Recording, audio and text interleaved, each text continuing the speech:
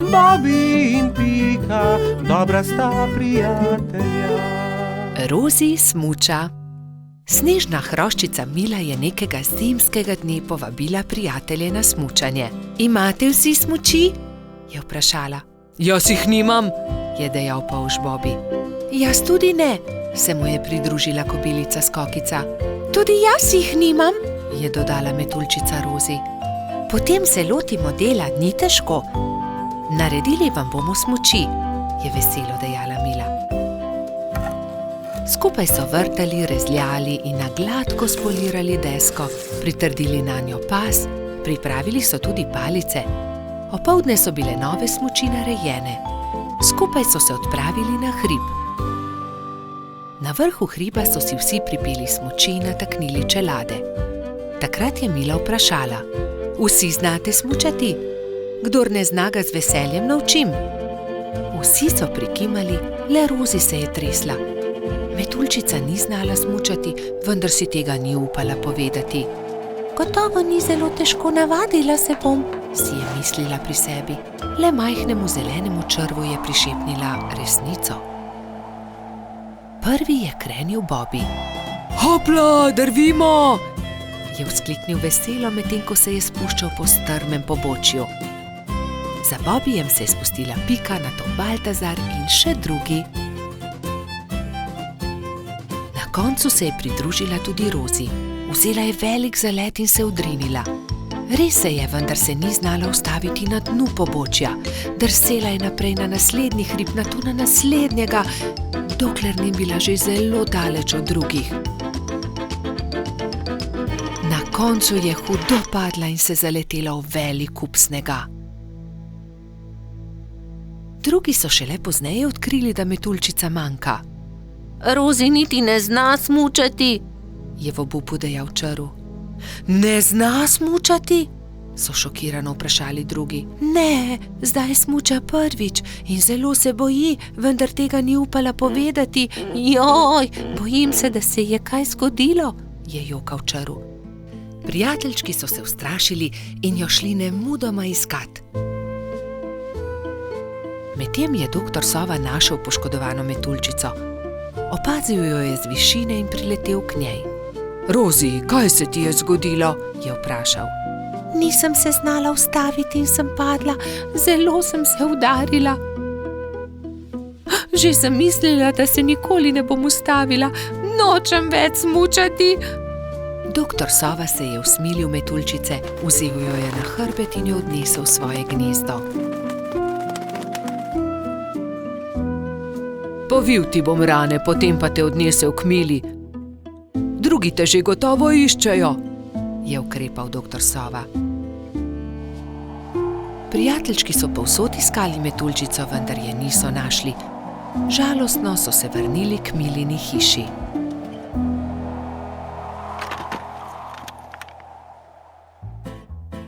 Rozi jih je že čakala tam. Veselje je bilo veliko. Hura! No, Rozi, si dobro. Povej, kaj se ti je zgodilo? Je vprašala Pika. Rozi je povedala celotno zgodbo. Torej ne zna smučati? Se je čudila Mila. Naučila te bom. Ko se nauči zavijati in zavirati, se bo znala spustiti z vsakega hriba. Hvala, se je smehljala metuljčica.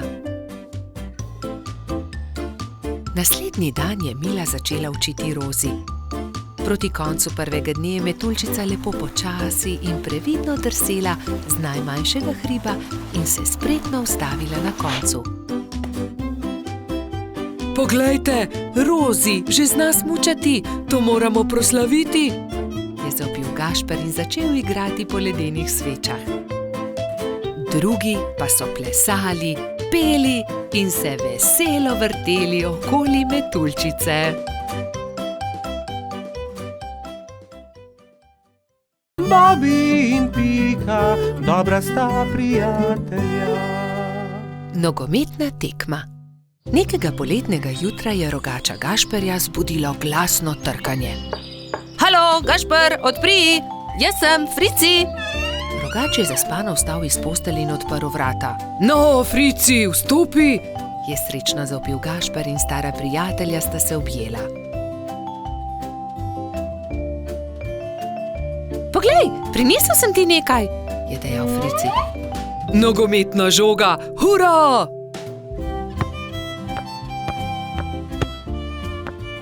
Ampak za nogomet potrebujemo moštvi, ga je opozoril Frici. V redu, sestaviva ekipi. Povejva vsem, je predlagal Rogač. Po zajtrku sta se Gašper in Frici odpravila na pot. Potrkala sta pri vseh. Obhodila sta vse hiše in ko sta prišla do konca gozda, sta se zbrali dve ekipi. Za sodnika so izbrali Alfonza. Sešimo jim barvaste majice, je predlagala Lili. Modre so za eno ekipo, rdeče za drugo. Nogometaši so vadili ves teden. Te smo sešile za vas, je dejala Sapica in Gašperju potisnila v roke rdeče in modre majice. Hvala, sta dejali ekipi hkrati in srečni oblekli majice. Pika in Lili sta prinesli klopi in gledalci so zasedli svoja mesta na robu igrišča. Nenadoma se je oglasila Alfonzova piščalka in tekma se je začela. To je to, teci Bobi, je zavpil Gašper. Sem meni podaj, je zavpil Gumbi. Hura, to je to, se je veselila modra ekipa in se objela. Dajmo modri, dajmo rdeči, je bilo mogoče slišati iz občinstva. Ne velja, Frici, ne smeš z roko prijeti žoge, se je jezil Trot. Res je, Baltazar ima prav, ne krši več pravil, Frici, je strogo dejal sodnik Alfons. Tekma se je vznemirljivo nadaljevala. Tudi rdeči so dosegli 2 gola, modri tudi, tako da je Gašperjeva ekipa vodila že s 3-2, ko se je igra spet ustavila. Frici me je spotaknil, se je pritoževal Gumbi. Da, tudi jaz sem videl, je dejal Alfons. Frici, če bo še enkrat kršil pravila, te bom izključil. Kazalo je na zmago Gašperjeve ekipe. Frici se je nenadoma razjezil.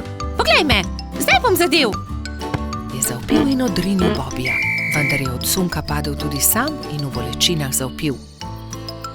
Moja roka, joj, moja roka! Vsi drugi so stekli k njemu. Hitro stečem po doktorja Sovo, je dejala Sapica in se že odpravila. Če te ne bi bolela roka, bi te najraje izključil, je dejal Alfons. Grdo si porinil Bobija. Da, vem, se je kesajoče oglasil Frici. Kako zelo boli. Prispel je doktor Sova. To je zlomljeno, moram jo dati v mavec. 4 tedne boš nosil mavec, na to ga bomo sneli. Pazi na roko, nič tikanja. Tekma se je končala zmago modre ekipe. Na povratno tekmo bo treba še malo počakati, je dejal Gašper in potrepljal Fricija po hrbtu. Kaj ne, da boš hitro v redu, ne povešaj nosu. Žal mi je, da sem kršil pravila, je ihtel Frici. Obljubim, da ne bom več nagajal, ko se mi pozdravi roka in lahko igramo pošteno povratno tekmo. Do takrat bi lahko malo okrasili Fricijev mavec, se je smehljala Pika. Pridite, vse vas povabim na malico. Prijatelji so se zbrali v Pikini pikčasti hiši. Vzeli so najprej flomastre in z lepimi slikami poslikali kozličkov mavec. Ko ga bo doktor Sova snel, ga bom obdržal za spomin, je izjavil Frici. Nato so se vsi usedli k mizi in do zadnjega kosa pojedli velikansko biskvitno rolado.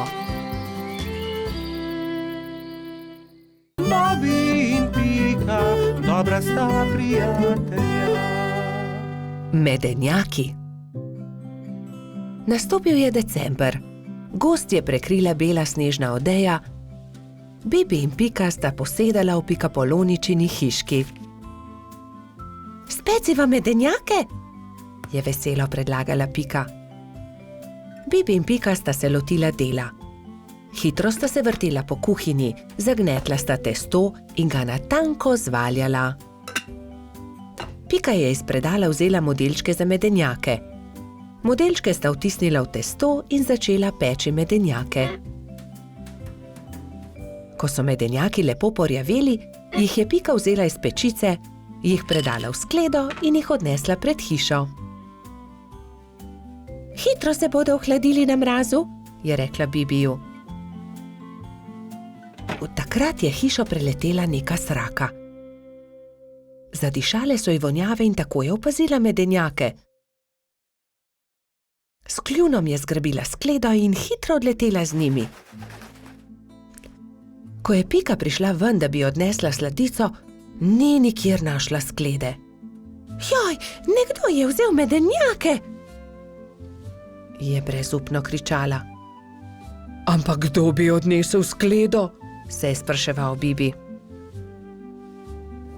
Bibi in Pika sta šla v gozd. Kmalu so srečali Mijo sneženega hrošča. Draga Mija, nekdo je vzel mojo rumeno skledo, polno medenjakov. Nisi videla, kdo je bil? Je vprašala Pika. No ja, videla sem, sraka jo je odnesla, tja je odletela, je odgovorila Mija. In sta šla naprej. Zdaj sta srečala črva. Dragi črv, sraka je odnesla mojo rumeno skledo, polno medenjakov. Nisi videl, kam je letela? Je vprašala Pika. Kmalu sta zagledala Mehurčka in Edija, ki sta delala sneženega moža. Nista videla srake? Odnesla je mojo rumeno skledo, polno medenjakov, je tarnala Pika. No ja, videli smo jo, proti potoku je letela, je odgovoril koloradski hrošč. Poglej, Pika, drobtine, sraka je letela sem, je naenkrat zakričal Bibi. Slediva drobtinam in bova našla sračje gnezdo, je predlagala Pikapolonica. In tako se je tudi zgodilo. Drobtine so ju pripeljale do sračjega gnezda. Vonj medenjakov je že obkrožil veliko drevo. Bibi in Pika sta splezala na drevo in potrkala pri sraki. Si ti odnesla mojo rumeno skledo, polno medenjakov? Je vprašala Pika, ko je sraka odprla vrata. Jaz sem bila lačna, pa sem zagledala skledo in jo odnesla, ampak vse bom vrnila. Ni lepo jemati, kar ni tvoje, je rekla Pika in jezno odšla. Bibi jo je spremljal. Daj no, Pika, ne bodi tako jezna. Že res, da je sraka odnesla skledo, ampak jo je tudi vrnila. Zagotovo se bo tudi opravičila, je rekel polžek. Popoldne sta Bibi in Pika povabila svoje prijatelje. Prišla je metuljčica Rozi, trod Baltazar in hrošč rogač Gašper. Posedeli so se okoli mize in začeli jesti. Kmalu se je zaslišalo tiho trkanje. Pikapolonica je odprla vrata, sraka je sramežljivo stala pred hišo in med krili stiskala ogromno steklenico. Prinesla sem vam šipkov sok, sama sem ga naredila iz domačega šipka. Prosim, vzemite to in ne jezite se, ker sem vam vzela vaše medenjake, je rekla sraka. Draga sraka, bi hotela z nami jesti? Tudi zate bo prostor pri mizi. Sraka se je zelo razveselila. Vstopila je in kmalu so že vsi skupaj sedeli pri mizi. Jedli so medenjake, pili šipkov sok, se pogovarjali in se smejali do poznega večera. Bobby in Pika, dobra sta prijatelja. Gašper drsa. Nekega zimskega dne sta se Bibi in Pika sprehajala ob obali jezera. Voda jezera je že globoko poledenela. Pridi, Pika, zadrsajva malo na ledu, je predlagal mali polž. Pikapolonica se je veselo strinjala. Bibi in Pika sta previdno stopila na led. Se prijela in drsala sem ter tja, zelo sta uživala. Kmalu sta se navadila drsati. Pika je skočila in daleč zdrsnila po ledu, Bibi pa je drsel za njo. Včasih sta padla in se veliko smejala, nato pa vstala in spet nadaljevala. Prišel je Gašper, hrošč rogač. Gašper, poskusi tudi ti, pridi z nama drsati, je vabil prijatelja Bibi. Gašper se je malo bal, vendar je iz radovednosti stopil na led. Je takoj zakričal, saj mu je zdrsnilo in je padel. Bibi in Pika sta takoj pritekla k prijatelju. Pridi, Gašper, ti bova midva pomagala. Bibi in Pika sta prijela Gašperja in previdno drsala po ledu. Zdaj pa te pustiva in poskusi sam, je vzkliknila Pika. Polžek in Pikapolonica sta spustila Gašperja. Bolj počasi, Gašper, je kričala Pika. Gašper se je poskusil ustaviti, vendar so mu noge zdrsnile na ledu in treščil je naravnost v bodičasto grmovje. Na pomoč! Joj, povsod so me zbodle iglice, poškodovali so se moji rogovi. Zelo boli! Pika je že pritekla, da bi pogledala njegove rogove. Ne bodi žalosten, je rekla Pika in obvezala Gašperjeve poškodovane rogove s pikčastim šalom. V tistem hipu je zadrsala iz grmovja prelepa hroščica. Tako lahkotno je drsala po ledu kot brez teže. Wow, kdo pa si ti? Je vprašala Pika. Sem Mija, snežni hrošč. Živjo, Mija, to je Pikapolonica Pika, on je Gašper, hrošč rogač, jaz sem pa polž Bibi. Se je vljudno predstavil Bibi. Kako si se naučila drsati tako hitro po ledu? Je vprašal Gašper. S drsalkami, je odgovorila snežna hroščica. To so takšni čeveljčki, s katerimi se lahko drsa na ledu. Se morajo pritrditi na škornje. To je ostrina drsalke, to drsi po ledu. Si jih sama naredila? Je iz radovednosti vprašal Bibi. Ja, sama sem jih naredila, res ni težko. Če želite, jih lahko naredim tudi vam. Hurra, hurra! So naenkrat vzkliknili vsi trije. Bibi, Pika, Gašper in Mija so skupaj odšli do gozda. Mija je dobro pregledala veje, ki so ležale po tleh, in končno eno lepo in veliko izbrala. Nato so začeli delati. So žagali, brusili, dolgli, rezali, zvijali. Vsakdo se je lotil svojega dela. Končano je zadovoljno poročala Mija. Na mizi so čakali trije novi pari drsalk. Bibi in Piko je bilo malo strah nadeti drsalne plošče. Seveda pa je najbolj skrbelo Gašperja. Bibi in Pika sta se drže začela drsati po ledu, Mija pa je pomagala Gašperju. Glej, z drsalkami je veliko laže drsati na ledu kot škornji, se je smejal Gašper. Mija je dolgo časa držala roko Gašperju. Kar naenkrat pa jo je spustila in hrošč rogač je sam drsal naprej po ledu. Gašper se je kmalu naučil zavijati, zagnati in seveda tudi ustaviti. Uspelo je, znam drsati, je ob koncu dneva veselo vzklikal Gašper.